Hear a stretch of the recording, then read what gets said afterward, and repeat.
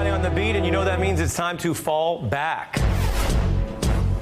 We have a very special Brooklyn fallback tonight with the music group The Flatbush Zombies, Michi Darko, Zombie Juice, and Eric Elliott, who are childhood friends from Flatbush in Brooklyn. They're hitting it big. 2 albums in the Billboard Top 20, and a new album, Escape from New York, plus appearances on The Tonight Show, collaborating with artists from Wu-Tang Clan and Brooklyn Big Shot Joey Badass.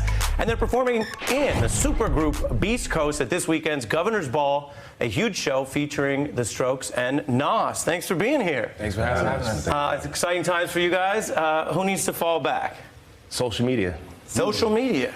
Social media takes a big fall back. I think we're all tethered to it a little too much. I think that it's necessary for us to exist nowadays to be on the phone and on the internet. But I think it's doing so much for us that we don't realize. I think that we're ignoring social interaction. I'm looking you directly in your eyes. I think for someone who's texting a lot, that person probably has a problem with that. There's a little bit of anxiety mixed in there. Sometimes you'll go on the phone to kind of avoid conversation. Some people rather text than to meet up with somebody in person. I think that those are things that are like problems, man. We need to really check that. Yeah, and like to expand on what he's saying, one thing we talked about earlier, I even get my news from social media. You find out everything from social media. If you don't want to find something out, you stay away from social media. Right. That's how much information is on social media. So I feel like we need to go back to a time where eye contact is very important. It's funny to me when I'm in a social gathering and there's so much interesting people around and someone goes to their phone. Do you find that? I mean, people your age at a party are on their phones. It's not just my age. I was on the elevator the other day and I looked at a man about 20 years older than me and I seen him pull out his phone and I looked at the screen and he did nothing. That was just his way of not looking at us in the room. Yeah. Right, it was like his anti-Zen. Yeah. And when he goes back into his room, he's probably going to go on social media after and drift off and waste hours. And I'm glad they added that thing that shows you how long you stay on social media now, so you can really like monitor yourself because it's very important. Personal relationships. You know, it takes away from personal relationships. You feel like you want to talk to someone online, you don't want to go meet them anymore. It's like a game, Tinder, right? Right, everything becomes gamified, yeah. What other fallbacks do you have? I think simple arrest, marijuana possession should take a fallback. Although marijuana is available to about 20% of Americans recreationally, there's still minorities getting arrested at a very high rate. So while some people are out selling their CBDs, selling their tinctures, getting high, doing yoga somewhere in Portland, you know, there's still poor black and brown people getting arrested at a very high rate, getting their life taken from them, thrown in jail, getting everything taken away from their rights, to getting student loans, to even participating in the $3 billion emerging cannabis industry. A lot of places on the law enforcement side, a small amount of pot is a little bit like loitering. You could charge people for it, but when you look at the data, who gets charged, right? It becomes a form of discrimination. Minority. Roughly 50%. What about the people, are they going to expunge? Are they going to there's still people in jail that are still in jail for life. Because what hurts me is when I see an article like, mom from Denver makes millions off of her new brownie company, and I'm like, what dude from high school that I went to high school with is in jail, selling, you know, and that hurts me a little bit when it's like, not a little bit, a lot, when these people are still in jail for some weed that they sold 10 years ago, maybe. They might have made a mistake 10 years ago, and that's the biggest part to me. Yeah, make it recreational, but what about all the people that are still in prison right now from just messing with that that's before? really well put. Fix it. I'm going to throw in my fallback. Please. And I don't know if you saw this on the news. There's some real talk about the military being concerned about actual sightings of unidentified flying objects.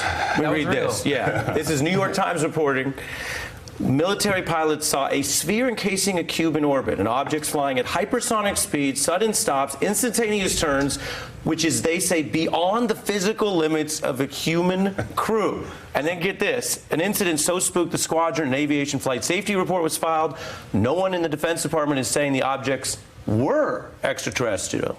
They're not saying they are aliens, but they're telling us they're maybe not human, and everyone's just chill about this. Well, what it is a UFO means unidentifiable flying object. It doesn't mean it's an alien, so it just means I have no idea what that is. Yeah. It's just funny to me that they've been using the same descriptions for UFOs for about almost 100 years now. Aliens apparently have not gotten faster, and it's just I don't know what to believe. I've been looking in the sky, I haven't seen anything yet. But when you read this, something like that, when you read this, and some of the videos are out. That, why are people more concerned about this. I think They're it's looking like in their phone. Because they're looking at their phone. Exactly. Looking down. You can't look up when you're looking down. can't look up when you're looking down. What is your fallback, Michi? Oh, my fallback. NCAA basketball and the sports program as a whole. I think it's very unfair that a lot of these young kids, like, they give everything to a program and they make people like me. I know what I know about basketball and college sports from people like Jalen Rose and all these people, and they got nothing from that college.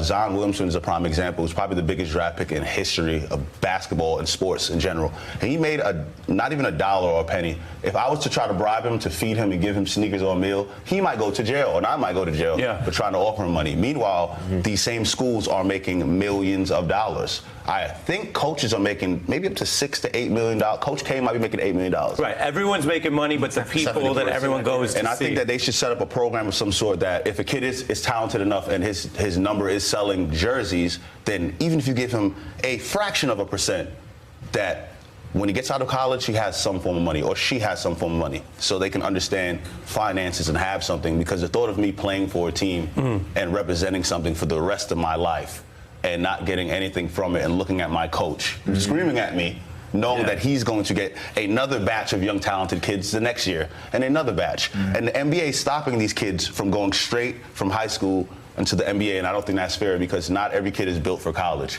Suppose this guy slips on a banana peel and his knee breaks. It's over for generations in his family. Right. We should really take those risks. And he might have the best shot at any income for his family or and community. He might be the best thing we've ever seen since Michael Jordan. I don't want to see his leg break in college. I want to see that in the NBA. Well, these are some of the conversations we like having, which is why we wanted to have you guys on Fallback Friday. Michi Darko, Zombie Juice, and Eric Elliott, Flatbush Zombies. Thank you, man. Thanks for having us.